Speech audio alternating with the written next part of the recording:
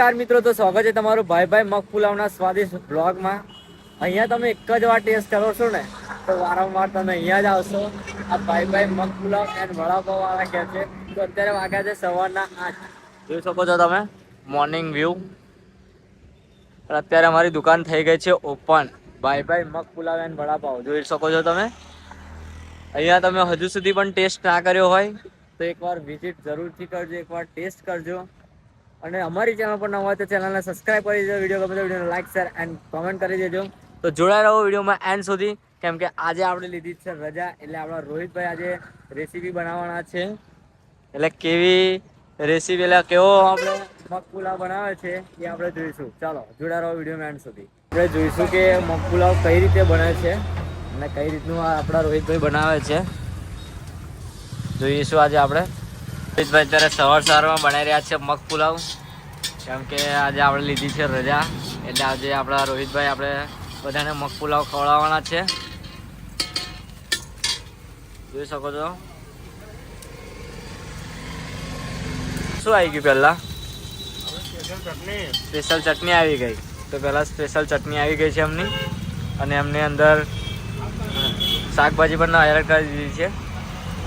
Special ચટણી નાખી રહ્યા છે, જોઈ શકો છો. અને ધીરે ધીરે હલાવીને સાતડી લઈશું. કેવું કરીશું?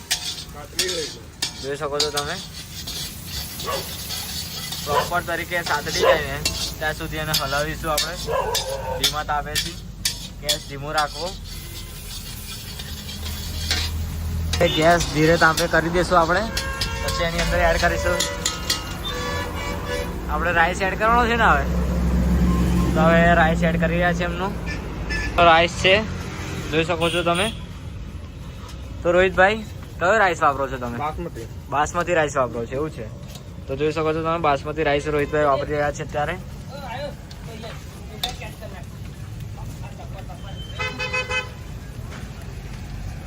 આની અંદર શું આવી જશે? આ મગ. તો આ મગ આવી જશે એની અંદર, જોઈ શકો છો તમે. કયા મગ વાપરો છો? કસ્તુરી મગ. ઓહો, કસ્તુરી મગ વાપરે છે, જોઈ શકો છો. નાખી રહ્યા છો નમક.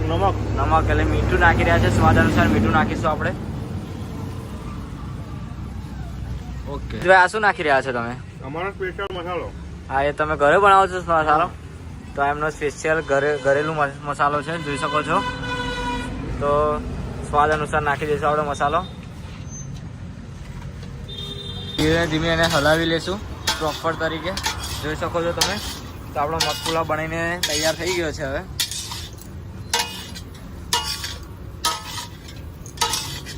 ત્યાં સુધી ગરમ ના થાય ત્યાં સુધી એને હલાવીશું.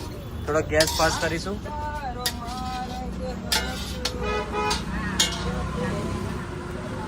તો ગેસ ફાસ્ટ થઈ ગયો છે, જોઈ શકો છો તમે.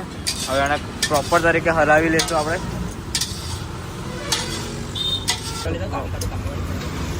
તમે પ્રોપર મગ પુલાવ રેડી થઈ ગયો છે. તો બોસ, તમે એક જ વાર ટેસ્ટ કરો ને તો વારંવાર તમે અહીંયા જ આવો. રોહિતભાઈએ બેસ્ટ મગ પુલાવ બનાવ્યો છે, તમે જોઈ શકો છો. અહીંયા તમે એક જ વાર ટેસ્ટ કરો ને તો પછી વારંવાર તમે અહીંયા જ આવો. આ ભાઈ મગ પુલાવ અને વડાપાવ વાળા કહે છે, જોઈ શકો છો તમે. આપણો મગ પુલાવ રેડી થઈ ગયો છે અને આજે આપણા રોહિતભાઈ બનાવ્યો છે, કેમ કે આજે આપણે લીધી છે રજા, એટલા માટે રોહિતભાઈ બનાવી રહ્યા છે. રોહિતભાઈ આજે બનાવવાના છે મગ પુલાવ અને બધાને ખવડાવવાના છે મગ પુલાવ. કેવું, શું ખવડાવશો આજે? મગ પુલાવ. ઓકે, ચાલો. વડાપાવ બનીને રેડી થઈ ગયા છે આપણા, જોઈ શકો છો તમે. કટ કરીને આપે છે વડાપાવ.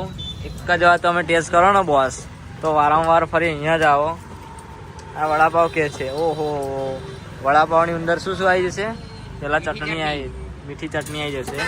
પછી ઉપર તીખી ચટણી આવી જશે, ગ્રીન ચટણી આવી જશે, મસાલો, અને એનો સ્પેશિયલ મસાલો આવી જશે ઉપર, જોઈ શકો છો તમે. ચલો ભાઈ ના લે. ઓ, આજ તમે એક જ વાર ટોમેટો કાપો ને. ઓહો, સવારમાં પબ્લિક આવી ગઈ છે મગ પુલાવ ખાવા માટે.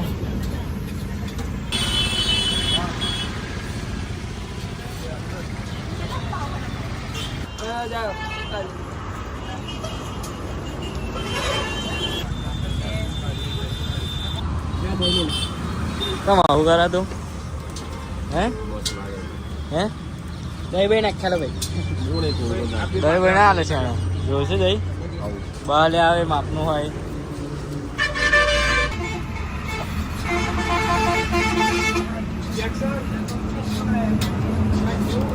શું લાગ્યો કમ્પ્લેટ ને વાત કરી નાખ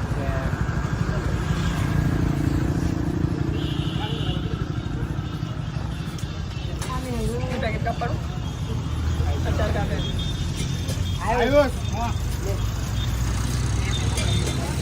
બોલ કેવું લાગે જાડિયા જોરદાર ને મજા આવી ભાઈબંધ ટેસ્ટ કેવો લાગ્યો એક નંબર જોરદાર ને જોરદાર એક નંબર કેવો લાગ્યો ટેસ્ટ તમે એક નંબર જોરદાર ને કેવો લાગ્યો કમ્પ્લેટ ને બોલ કેવું લાગે જાડિયા જોરદાર ને મજા આવી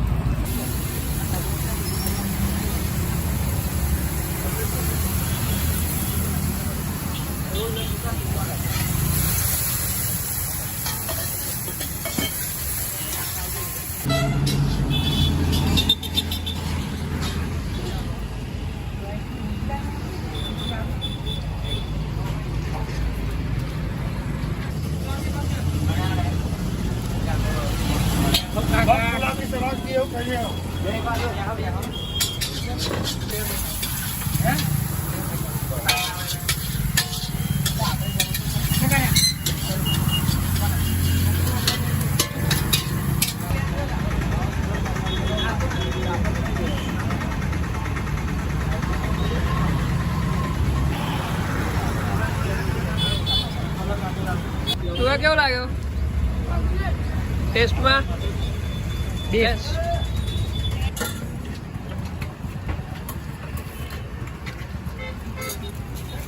બપુ બપુ લાલ કરી નાખ્યા બોલો